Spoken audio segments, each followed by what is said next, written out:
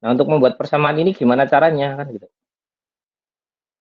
Ada masih ingat nggak? Kalau yang cara sederhana sekali. Misalkan saya punya 2 titik di sini, 2 titik dulu aja ya. A nilainya misalkan 1,1, B nilainya 4,10 sama 1,1. Persamaan garis lurusnya apa nih?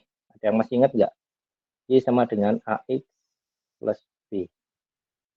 Kira-kira persamaan garis lurus dari dua buah titik ini gimana caranya? Saya masih ingat, ini SMA kayaknya. Yang itu bukan sih Pak, Y min Y1 per Y2 min Y1 sama dengan X min X1 per X2 per min X1. Itu bukan ya? Iya, betul. Ya, jadi kalau misalkan ada dua buah titik, untuk mencari persamaan linearnya itu gampang. Kita cukup pakai rumus ini aja. Ya, dua buah titik. Kalau kasusnya dua buah titik. Misalkan tadi di sini, Y min Y1 dibagi Y2 per Y1 sama dengan X min X1 per X2 min X1. Ya, kita coba ambil contohnya. Misalkan anggaplah yang B ini kita anggap X2 Y2. Ya, yang A ini X1 Y1. Kita ganti aja nilainya kan. Y min 1 per 10 min 1. X min 1 kemudian 4 min 1. Ya. Nah, ini kita bisa selesaikan kan gitu. Y min 1 per 9 dengan X min 1 per 3. Ini sebenarnya kalau mau sederhanakan langsung cepat ini bisa. Ini 1, ini 3 gitu ya. Tapi kalau bingung ya nanti aja. Ini aja. Y min 1 sama dengan 9. Ini naik ya ke sini ya, ke atas. X min 1 dibagi 3. Ini kita coret. Ya kan? Y min 1. Ini kita kalikan sekalian ya. 3X dan 3. Berarti 3X min 3. Kemudian min 1-nya ini kita pindah ke bawah. Y sama dengan 3X min 2. Ini persamaannya. Atau kalau mau dibikin variabelnya di sebelah kiri semua, ya jadinya berarti min 3X plus Y sama dengan min 2. Ya. Ini bentuk persamaan linearnya. Jadi nanti garis yang lurus ini, itu berarti bentuk persamaannya adalah Y sama dengan berapa?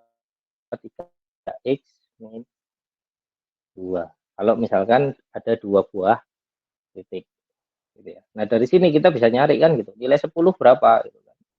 Kalau X-nya 10, Y-nya berapa gitu kan. Tinggal kita masukkan aja ke rumus. 30 dikurangi 2, 28 kan gitu. Ya. Oke, ini terkait kalau dua buah titik. Ini sama seperti sebenarnya kalau istilah dulu mungkin istilahnya gradien ya. Mencari gradien. Gradien itu yang bagian 3 ini sebagai gradien. Kemiringan garisnya. Ya. Oke. Nah, sekarang permasalahannya kalau misalkan titiknya banyak, nggak lebih dari 2. Kalau pakai rumus ini kita nggak bisa, nanti kalau jadi pakai rumus ini nanti jadinya persamaannya kayak yang tadi gitu ya. Jadi misalkan kayak ini. Misalkan ada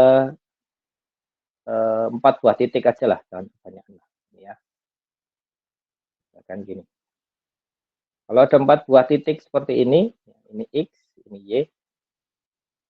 Kalau kita selesaikan pakai rumus gradien ini atau rumus apa namanya persamaan linear yang pertama ini yang hanya untuk 2 titik, maka jadinya garis nyambungnya kayak gini, gitu ya. Ini. Jadi setiap titik ke titik punya persamaan sendiri-sendiri kan gitu. Tetapi sebenarnya ini bisa kita jadikan satu persamaan nih, red. Ya, walaupun nanti titik-titik ini akan menghasilkan error nih, 2 titik ini mungkin error nih, 2 titik yang di sini ini jadi error, nggak masalah gitu ya. Karena kemungkinan kesalahannya ada di pembacaannya bukan di datanya, bukan kesalahannya di datanya bukan di persamaannya kan gitu. Ada yang tahu nggak cara menyelesaikannya? Kalau misalkan ada 4 buah titik atau mungkin 10 titik gitu ya, 100 titik, cara mengerjakan atau membuat garis lurusnya gimana? Masih ingat nggak? Atau sudah pernah diajari belum ya? Ada namanya regresi. Kita bicara regresi sederhana aja, karena regresi sebenarnya juga banyak jenisnya. Ada namanya regresi. Ya. Regresi itu nanti dia akan membentuk sama tadi rumusnya Y sama dengan AX plus B. Cuma untuk mencari nilai A dan B-nya ini rumusnya cukup panjang. Misalkan gini, saya kasih nilai dulu aja. Kan ada 4 titik tuh. Kita ngambil data, ketika datanya X, ternyata Y-nya, ketika X-nya 1, Y-nya 1. Ketika saya ngambil data X5, Y-nya 9. Gitu ya. Nah, untuk menyelesaikannya, kita bisa menggunakan namanya regresi. Regresi sederhana. Nanti regresi sederhana itu tidak kita menggunakan rumus kayak gini. Rumus regresi yang atas ya. Rumus apa namanya? Mencari gradien. Tetapi nanti dengan regresi sederhana itu kita akan mencari nilai A itu berapa, nilai B itu berapa. Bentar, saya tuliskan dulu ya. A itu sama dengan, atau saya crop aja ya, kelihatan enggak nih. Tapi ini agak kebalik ya di sini, karena di internet tadi di Google rumus yang dia tulis adalah dengan BX plus A. Ya. Jadi kalau kita korelasikan dengan rumus ini, sebenarnya A ini sebenarnya harusnya B ya. Enaknya itu biasanya kita buat ke dalam tabel. Jadi apa sih yang perlu saya tambahkan di bagian sini? Berarti yang pertama adalah saya mencari X kuadrat. Ya. Kemudian XY. Berarti saya tulis di sini. X kali Y maksudnya ya. Nah, sekarang kita lihat nih. X-nya tadi berapa? X-nya 1, Y-nya 1 ya. Berarti di sini X-nya 1, Y-nya 1. Ini yang pertama. X-nya 2, X-nya 5, Y-nya 9. Ya. Kemudian 6 dan 16. Ya, satu lagi 10 dan 20. Oke. Sekarang kita lihat nih, kita jumlah dulu nggak apa-apa nih ke bawah. Ini sigma X, kita hitung sigma X-nya. Jumlah nih, kita jumlah 1 tambah 5, 6 tambah 6, 12 tambah 10, 22. Ini adalah sigma X. Ya. Kemudian sigma Y-nya berapa nih? Sigma Y-nya gitu ya. Sigma Y-nya itu berarti 10 tambah 16, 26. 26 tambah 20, 46. Dan X kuadrat. X kuadrat berarti nilai X ini kita kuadratkan. 1 kita kuadratkan tetap 1, 5 kita kuadratkan itu adalah 25, 6 dikuadratkan 36, 10 kita kuadratkan 100. Berapa nih? 26 tambah 36 berapa? 62. Ya, 62 tambah 100. 162. Kemudian X kali Y. Ya, berarti X-nya kita kalikan dengan Y. 1 kali 1, 1, 5 kali 9, 45. 6 kali 16, apa tuh? 6, 3, 9, 96. Benar nggak ya? Kalau ada yang salah, mungkin bisa diinterrupt ya. Karena saya nggak pakai kalkulator. Ya, sekarang jumlahkan itu. 46 tambah 96 itu berapa? Ini kan 46 ya. Tambah 96, 2, 14, tambah 200, 3, 4, 2. Nah, kemudian setelah dapat nilai-nilai dari sini ya, yang bawah ini berarti sigma X kuadrat. Yang bawah ini yang satunya sigma X Y. Sekarang kita ganti nih rumus yang ada di sini dengan nilai yang sudah kita hitung tadi. Kita mulai dari A-nya. A-nya sama dengan N. N itu apa? N itu jumlah datanya. Jumlah datanya atau jumlah titiknya ada berapa nih? Ada 4, kan gitu. 4 dikali sigma XY. Sigma XY kita dapat nilainya adalah 3, 4, 2. Kita kurangkan dengan sigma X. Di sini 22 dikali dengan 46. Ya. Kemudian kita bagi lagi N itu berarti 4 dikali dengan sigma X kuadrat. Berarti sigma X kuadrat adalah yang ini ya. 162 kita kurangkan dengan sigma X yang kita kuadratkan. Berarti 22 kita kuadratkan. Ya. Coba dihitung nih, ketemu berapa nih pakai kalkulator. Kemudian yang B, ya sambil nunggu yang A ya, nih barangkali ada yang hitungin. Yang B itu berarti kita kembali ke rumus, ini ada sigma Y itu berapa? 46. 46 kita kalikan dengan sigma X kuadrat. Kita kalikan dengan 162. Kita kurangi dengan sigma X itu 22 dikali dengan sigma XY. Sigma XY berapa? 342. Kita bagi dengan pembaginya sama. Kalau nggak salah pembaginya sama. 4 dikali 162 dikurangi 22 kuadrat. Ada yang sudah dapat? Sudah ngitung? A-nya berapa? B-nya berapa? Barangkali. Ya, A-nya 2,17. Kita dapat. Yang mana? A. 2,17 ya? 17. Oke. Ya, B-nya? Belum, Pak. Yang B-nya masih ngitung.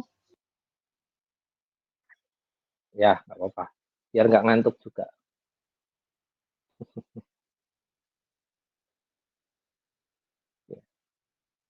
Nanti A dan B ini setelah diperoleh, itu dipindahkan ke rumus tadi. Y sama dengan AX plus B. Ya, hanya kita ganti. Jadi Y sama dengan 2,17 X ditambah B-nya berapa ketemunya? Yang B hasilnya minus, Pak. Ya, min 0,44. Min 0,44 Iya. Jadi kalau ini saya jadikan 1 plus minusnya ya Y sama dengan 2,17 X min 0,44. Ini nanti bentuk persamaan garis lurusnya. Ya. Jadi kita lihat nanti titiknya. Kalau kalian pakai 2 titik dengan cara menyelesaikan seperti ini juga silahkan aja sih, bisa-bisa aja gitu ya dengan cara regresi ini gitu. Itu juga nggak masalah kalau misalkan 2 titik. Tetapi kan sepertinya menyulitkan diri sendiri ya, karena harus mencari nilai X kuadrat, mencari nilai sigma X, sigma Y, kemudian sigma XY gitu kan. Nah, kalau 2 titik saran saya sih pakai perhitungan yang mungkin kalian sudah pernah dapatkan dulu ketika sekolah ya. Dengan rumus Y min Y1 per Y2 per Y1 gitu, min Y1 dan seterusnya. Tetapi kalau titiknya lebih dari 2 gitu ya, itu saran saya kalian menggunakan regresi. Nah, regresi itu nanti bentuknya juga akan menghasilkan bentuk persamaan linier. Nah, kalau kalian pakai Excel itu sebenarnya bisa nih dipakai ada fiturnya kalau nggak salah, fitur untuk membuat atau mencari persamaan regresinya, ya. Tetapi Excel itu hanya tools saja ya, jangan sampai ketika kalian diminta untuk mencari persamaan regresi, kalian menjelaskannya cara penggunaannya di Excel. Gitu. Ya, itu lucu juga. Bentar, saya coba buatkan dulu. Ya, ini tadi ya, titiknya ada 1,1, 5,9, 6,16, dan 10,20. Ya, ini kita coba bikinkan persamaan regresinya. Ya. Kita pakai, kalau nggak salah, pakai chart tapi berupa garis lurus. Jadi di Excel ini bisa nih kita menentukan persamaan garisnya gitu. Persamaan garisnya nanti mau seperti apa gitu.